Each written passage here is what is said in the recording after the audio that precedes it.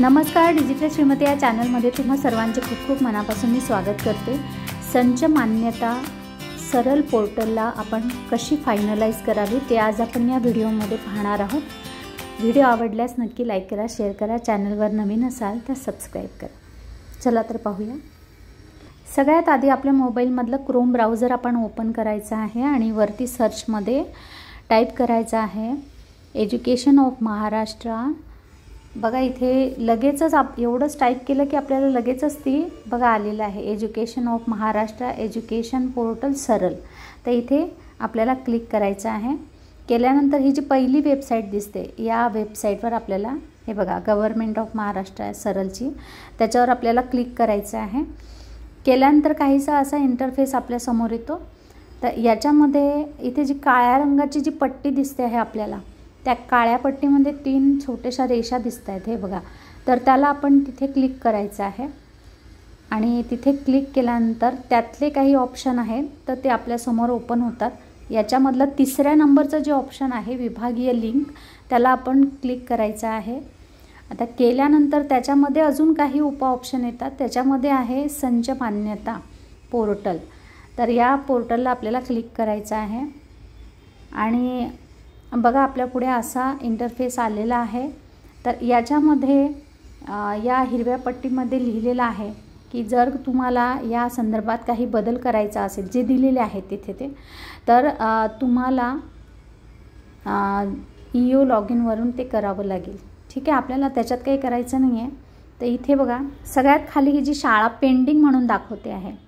ठीक आहे, तर आपली ही जी आडव्या पट्टीमध्ये दाखवलेलं आहे तर आपल्या शाळेचा UDAS वगैरे सगळं काही आहे पेंडिंग म्हणून दाखवली। आता पुढे काय करायचं, इथे सगळ्यात वरती बघा इथे ऑप्शन आहे बेसिक इन्फॉर्मेशनमध्ये स्कूल इन्फॉर्मेशनवर आपल्याला क्लिक करायचं आहे आणि पुन्हा आपल्या पुढे नवा इंटरफेस आलेला आहे। जे लाल रंगामध्ये दिसतंय ना हे त्याच्यामध्ये लिहिलेलं आहे स्कूल इन्फॉर्मेशन की तुमचं जे काही आहे तो फायनलाइज करायचं राहिलेलं आहे जे वर्किंग, तर ते तुम्ही फायनलाइज करा, व्हेरीफाय करा, व्यवस्थित आहे की नाही, योग्य आहे की नाही ते बघून घ्या, इन्फॉर्मेशन करेक्ट आहे की नाही। तर त्याच्यानुसार बघायचं आणि इथे खाली दिलेलं आहे ना स्कूल डाटा, त्याला क्लिक करायचं आहे। क्लिक केल्यानंतर बघा आपल्या पुढे असं आलं की डाटा फेच सक्सेसफुली आणि त्याला ओके करायचं आपल्याला।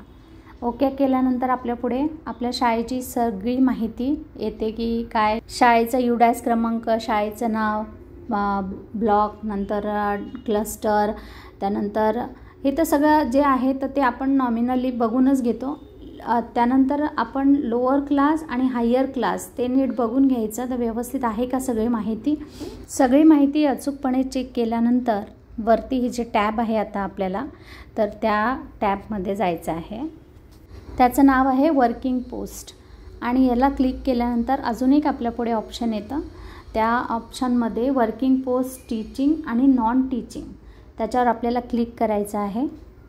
क्लिक केल्यानंतर बघा आपल्या पुढे अशी माहिती येते। आता इथे जी सगळी माहिती आहे बघा याच्यामध्ये सगळे 000 दिसत आहेत आपल्याला, सगळे शून्यच आहे। तर आता इथे या बाजूलाही शून्यच आहेत सगळे। ठीक आहे,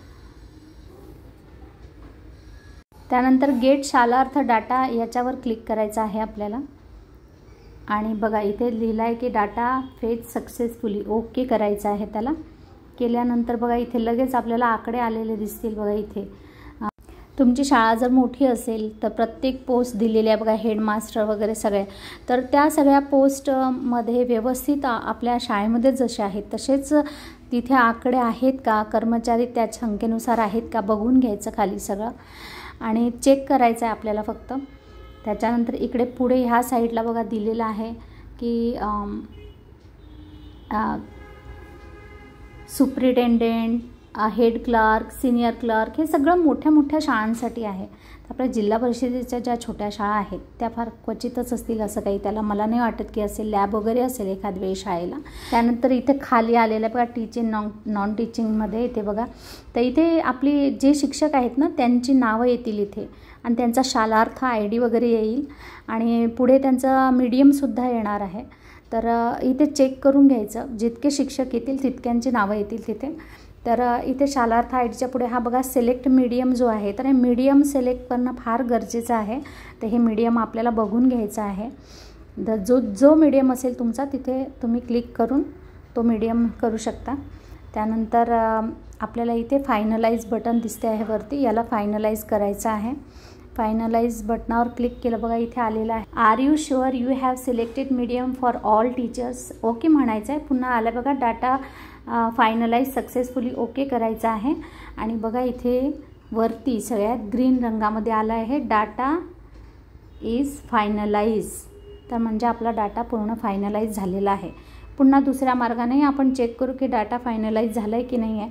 तर इथे बघा वरती सगळ्यात होमवर जायचं आहे आणि सर्च स्कूलवर क्लिक केल्यानंतर आपल्या पुढे बघा इथे एक आलेलं आहे की ते जे नॉन टीचिंगचे जे आहेत ना, तर म्हणजे शाळेमध्ये जर पिऊन असेल किंवा काय त्यांची माहिती ती भरा म्हणून सांगितलं, त्याला ओके करून टाकायचं आणि पुढे जायचं.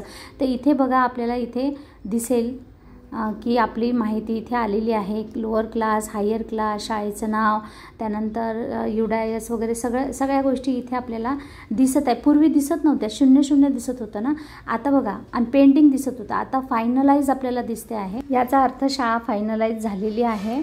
अशा प्रकारे व्हिडिओ आवडल्यास नक्की लाईक करा, शेअर करा, चॅनल नवीन असाल तर सबस्क्राईब करा. धन्यवाद.